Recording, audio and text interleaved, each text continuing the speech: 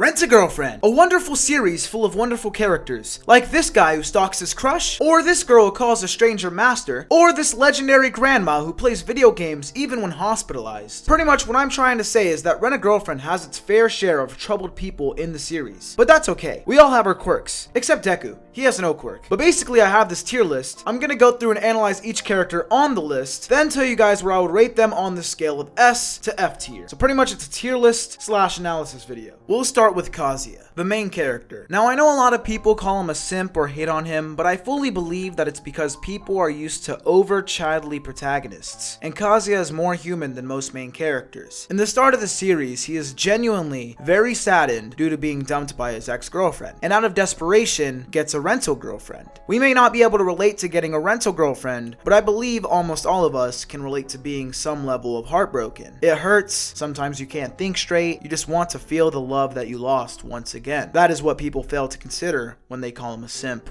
or a bad main character, or an annoying main character. Because in a lot of anime, most main characters are either perfect, or the story is set up to where they don't get too down over heartbreak, or to where they don't care about romance at all. I know that's generalizing a lot, but people tend to watch anime with those tropes and not have an idea in their heads that a main character can feel this non-physical pain over a breakup. Because in real life, that is how most people are. Most people are more sensitive to these things than most rom-coms would show us. And as a genre, it does make sense because romantic comedies are just that. Romantic comedies, without much room for sadness. But what I'm just trying to get at is that Kazuya is a good character. Now don't get me wrong, he is a little overboard when it comes to girls, but hey, it's anime. I do think he has gotten a lot better in recent manga chapters, and he's growing some balls, because my only two real problems with his character were that he wouldn't confess to Chizuru, and that he wouldn't let Ruka go even though he doesn't love her and is just stringing her along and giving her false hope. So hopefully, those won't be an issue soon. I will give him an A for being more relatable than most main characters and for getting better in recent chapters. Speaking of Ruka, let's do her next. I'm giving her a C, and I almost gave her a D. That may seem harsh and you may be confused, but let me explain. As a character without Kazuya in the picture, she's great. She's a cute, sweet, high school girl / rental girlfriend who has a whole heartbeat problem thing I won't get into the specifics of, but it's when Kazuya enters the picture where her character enters its downfall. As we all know, Ruka was a rental girlfriend not only for the money, but partly to find someone who can make her heart thump and her heart rate rise. She finds this in Kazuya, which seems great at first, but starts to become obsessive and overly clingy to him, which is also partly Kazuya's fault for not breaking up with her or telling her it won't work out between them. But at the same time, Ruka should be able to notice this. But she is so blinded by her objective to woo the only man to ever make her heart flutter that she can't, and it doesn't help that her competition, Chizuru Ichinose, is too strong. Chizuru, the second main character of the series, the first rental girlfriend Kazuya ever had the pleasure or non-pleasure of going out with. I had my problems with Chizuru's character at first, mostly the whole thing where everyone on the internet disliked Kazuya for dragging out the rental girlfriend lie, even though Chizuru did the same thing and arguably was worse than Kazuya, because Kazuya tried admitting it several times, and yeah. But you also have to see it from her point of view, with her not wanting her grandma to find out about rental girlfriends and her personal life, so it doesn't bother me as much as it did at first. So at this point, I just saw her as an okay character, but nothing special, and most likely only deemed the best waifu by many because of her looks. I would say this is true for anime onlys, as in season 1 her character didn't change too much, but in the manga, without spoilers, I will say that she becomes a lot better. In the movie arc, I saw her character go from a C or B to an A or S, and arguably the best written character in the series. So with that said, I will give her an S when in comparison to the other characters in this manga. Kazuya wouldn't have had to hit up Chizuru if it wasn't for being dumped by his ex-girlfriend Mami. Mami's character is tricky, as when you take her actions at face value, she is a toxic and manipulative woman, but I'm more interested in the hidden motives behind her actions. We don't know yet in the manga, but she could have a sad or messed up backstory that made her the way she is today. And until we know whether that is the case or not, we can't judge her person from what she shows other people, because it could all be an act, a performance, an attempt to not show weakness, or that she still loves Kazuya, or whatever the case may be. Or I could be looking way too deep into it, and if that's the case, she still isn't that bad, man, so I think B tier is fine. Next, I will be talking about Kazuya's grandmama. Kazuya's grandmama is a solid character, has a great personality, and is a huge driving factor in the whole story by being the sole reason behind Kazuya's motives to keep up the fake relationship at first, as he doesn't want to let her down. And she's a gamer. Solid B in my book. And while we're on the subject of grandmamas, let's talk about Chizuru's grandmama. Chizuru's grandmama, similar to Kazuya's grandma, is Chizuru's motives behind keeping up the pretend relationship with Kazuya. And that's all she is. Until the movie arc, where you find out how much she truly cares for her granddaughter. She watched Chizuru grow up and is so proud of her for all she's gone through. I could talk about other things, but I don't want to spoil the arc arc, and I highly recommend you read it as it's the best arc in the series so far. But in regards to the ranking, Chizuru's grandmama gets an A for the reasons stated. Now let's delve into Umi. We first meet Umi in the Christmas episode of the anime, and he doesn't do much. But in the more recent manga chapters and in the movie arc, he has been proven to be quite the considerate guy and takes good care of Chizuru as a friend. I would say that's deserving of a B rating, and I would say if we saw more of him in the future, he could possibly be an A. But speaking of A ratings, next is Sumi. Sumi is everyone's favorite wholesome girl, and her character in regards to her feelings in the series developed throughout the manga, and I just love to see it, as well as her selfless attitude. And without saying much, most of the great character stuff is from the manga like most of these, so like I alluded to, I think she is a solid A, and could be higher after I read her spin-off. Who knows? Next, waifu. Yaomori is goated. She loves cosplay, is extremely funny, and is the best wing woman Kazuya could ever have. She's curious and not afraid to speak her mind and be blunt about it. Kazuya would also describe her as a modern day girl who talks about idols, waifus, and likes to take selfies when she feels like it. She is a streamer slash YouTuber, and as a streamer slash YouTuber, I'll give her extra points for that since it's hard work. So in saying all this, I will be putting her in S tier, and I'll be honest, I may be a bit biased. And don't get me wrong, when I put Yaomori and Chizuru in S, I'm not saying she is written as deep as Chizuru. They are both S tiers in different ways. Yaomori for being perfect for her role in the story and her fun slash lovable personality. Meanwhile, Chizuru for her evolution as a character and as a human being, learning to be better. Next character is Kibe. I will give Kibe a solid C. He's a good friend to Kazuya and isn't afraid to call him out when he is being a douche. But he kind of fizzles out of the story sadly enough, so we never really got any more from him besides small bits and pieces, which does suck because the fact is Kazuya's friends could be there a lot for him in this story, but we never see them. It becomes more of just Kazuya and Chizuru, but that's a rant for a different day. Next, let's go on to Kazuya's other good friend, Kuri. I will actually give Kuri an A as well. Now let me explain before you guys type angry comments. Kuri's development in the story is so perfect for what it needs to be. He isn't meant to be a big character, but what he is a character who mirrors Kazuya a bit. He, like Kazuya, gets a rental girlfriend, partly because of seeing Kazuya and Chizuru, and he starts going on dates with Ruka. Later on, he sees Ruka betray not only the trust he had that she wouldn't break the rules of the job, but she also betrayed his own trust as a partner, even if rental. This left him heartbroken, and understandably so. But Kazuya helps him out and they get over it after he finds out Chizuru's a rental and whatnot. What I'm trying to get at here is that Kitty's character isn't too special, but is highly relatable and works for what it needs to be in this story. So there you have it, folks. Those are my thoughts on the main characters of Rent a Girlfriend. If you like this video, please hit the thumbs up and consider subscribing. If you do happen to subscribe, then why not hit the bell as well? I do reviews on Rent a Girlfriend's newest chapters each week and other anime content in general. The day this video comes out is also my birthday, so woohoo! I hope you all have a wonderful day, and I will see you guys in the next video.